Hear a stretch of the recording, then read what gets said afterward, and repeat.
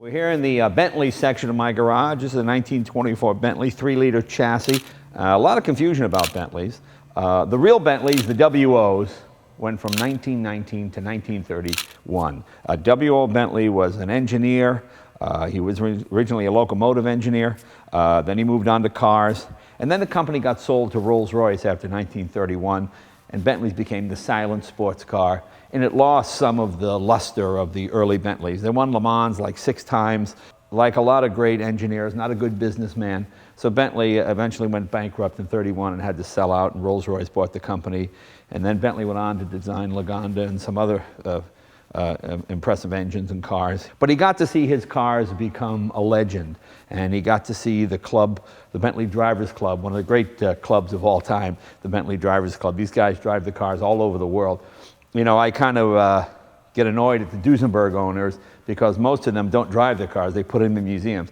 Whereas the Bentley guys, they drive them, they blow it up, they have spares, they make new engine blocks, they make new everything for them. So it's a terrific, terrific group. Now what I did was, I didn't want to modify an original car. I don't think that's good. You don't want to take a nice original car and cut it up. So I bought a car that had been a race car. This originally had a 4.5-liter engine in it. Now Bentley built 3 liters, 4.5 liters, 6.5-liter, and an 8-liter. They also built the supercharged, the blower Bentleys that you hear about, but those were not built by Bentley. Those were built by Tim Birkin, a very famous English race car driver. He wanted to go faster. Bentley did not like supercharging. He didn't think it was reliable, and he was eventually proved correct because a supercharged blower Bentley never won a race. They were impressive, they were fast, they came in second and third, but I don't think they ever won anything. When Bentley wanted to go faster, he just made a bigger engine. So what they used to do, much like Chevy does, you know how you take the big 396 or the 427 and you put in the little Nova body? That's what the Bentley drivers did. They took the engine from the 8-liter, come on over here. This is the big 8-liter sedan. If you've watched the videos,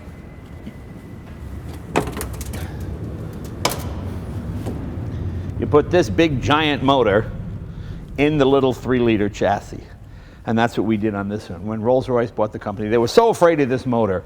They really thought this motor was superior to the Rolls-Royce motor at the time, that all the molds were broken up. So there are only 100 8-liter Bentleys. I managed to track down 5 of them, but there are still quite a few out there. Anyway, you take this big 8-liter engine and you put it in the little 3-liter chassis. What we have here is an 8-liter Bentley engine with twin turbochargers. Now, turbochargers are not available in the day, of course. They work tremendously well. You know, there's such a big motor, there's almost 0 lag.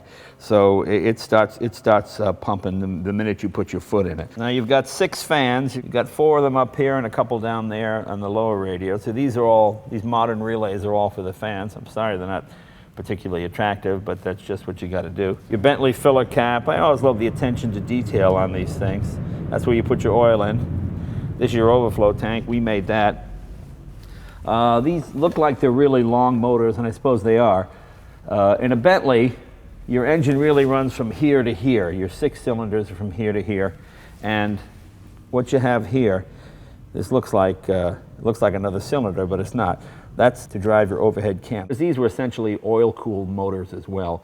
You can drive this thing all day long. You can drain the oil and almost put your hand in it. It'll be warm, but it won't burn you. That's how cool these run. They use straight 50-weight oil, although I'm using the modern Redline 2050 on this one. I estimate this car to be around 400 to 450 horsepower, but a lot of torque. 800-900 foot-pounds of torque, tremendous torque. And Bentleys were really overbuilt. The gearboxes are enormously strong. They take a tremendous amount of power. Like a lot of cars of the period, it doesn't have shock absorbers. You have what they call dampeners, although they do call it a shock absorber. What you have is here, you adjust this. You have your spring down here, and if you didn't have this, your spring you'd pogo, boing, boing, boing down the road. So you have these Hartfords on here, and there are pieces of wood in between the metal here, and you tighten it up, and what it does is when the car bounces, it goes boing, and then you put how much tension you want, and it comes back up slowly, so you're not pogoing down the road. There are a million lubrication points on these cars, all here, every one of these, or there must be 50 of them at least. We have double Hartfords on this one. You got your scoops for your brakes here. We have this original 3-liter radiator, and what we've done with this car is we've lined the bottom of the car on the other side. We had a special radiator made to put along here. So the water goes through that radiator, down to this radiator, and then back so it cools a little bit better. See, we need the crossover to get to the turbocharger on the other side. Then we realized the hood didn't fit, so hey, let's just cut out the hood, and it looks kind of cool. But as you can see, you got 3 carburetors on it, 3 big SUs. Put your little bit of oil in there and make sure when you hear that noise, you go, okay, I got some oil, I'm all right. This is your overflow tank. There's a lot happening under the hood of this car. A few other modern things like braking, obviously, of course, and hydraulic clutch. But other than that, it's pretty much as she would have been back in the day. This is your pop-off valve here. The nice thing about Bentleys is this is a solid block. There's no head gaskets, so you're not going to blow a head gasket on this thing. To do any valve work, you have to literally take the whole engine apart and go in through the bottom. Imagine going to a proctologist to get dental work done. That's basically what one of these is. You have to come in through the back to do anything. One thing is that you could do for your old classic they didn't have back in the day was really good modern filtration systems. I like to run a couple of Fram filters on these things, because back in the day they would have just a piece of screen door essentially, you know, and you take the big chunks out of it. So if you can put a modern system in it, I highly recommend it. I don't think anybody calls that cheating, but it will make your engine literally last forever. Here in California, we don't worry about rain too much, but in England, it gets rainy and rusty. So what happens is you'd coat your springs with grease, then you'd put these leather gaiters on, you'd tie them off, and the leather would keep the grease inside the spring there. Bugatti used to sort of insult Bentley by saying Bentley built the fastest trucks in Europe, and in some ways he was correct, but it also made them virtually unbreakable. These things could run 24 hours all day long at Le Mans. The body is what they call a Wyman style body. I can take this body off myself and hold it over my head. No, I'm not incredibly strong, it's just incredibly light. What this is this is a leatherette type fabric stretched over wood. Wyman, what he did was, because metal bodies used to creak and wooden bodies used to make a lot of noise, you had thin strips of wood, and then you had rubber in between the wood where they joined so it wouldn't squeak, and then you stretch this leatherette fabric really tight. The gearbox on this car is a Bentley gearbox. As I said, they're incredibly strong. It's what they call a dog box. What you do is you shave every other gear, so consequently you can slam shift this thing without using the clutch on the move. It's just bam, bam, bam. You can shift it real quickly because there's a lot of space between these gears. It's just like this, and your engine is not moving that fast, so you can shift pretty quickly. I love the rear of this car, the gas tank. Those are your proper English lights, all copper exhaust system.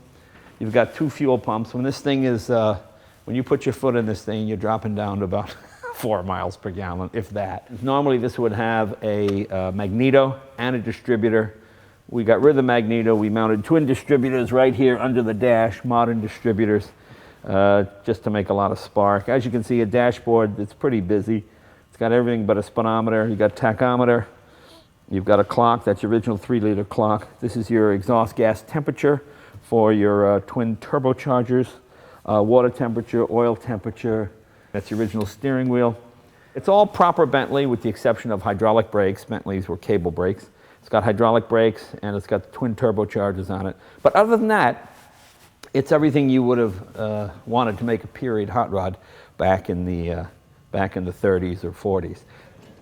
You've got 2 fuel pumps. Normally I just run on 1 fuel pump.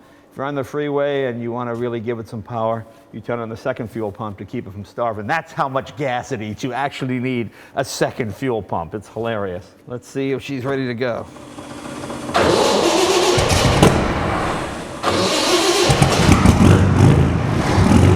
Your gas gauge is on the tank. You have to get out of the car to look at it. I just like the attention to detail. The dog bone here, you got a spring that holds your gas cap on. Then you gotta turn it that way. See, I've got a fuel cell in there. Then you tighten it up and you hook your spring back on. Still got the original English plates on it. I think it's just a great looking car. Just classic vintage Bentley. Come on, we'll take it for a spin.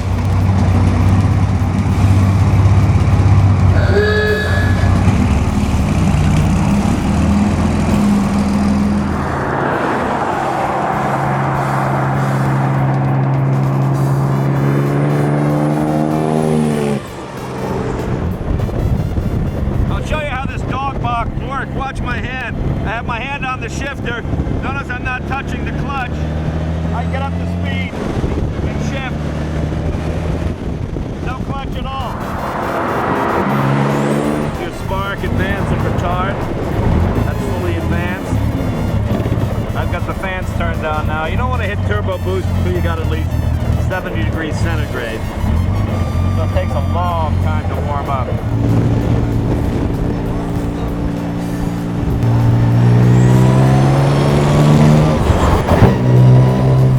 Heating the turbos now.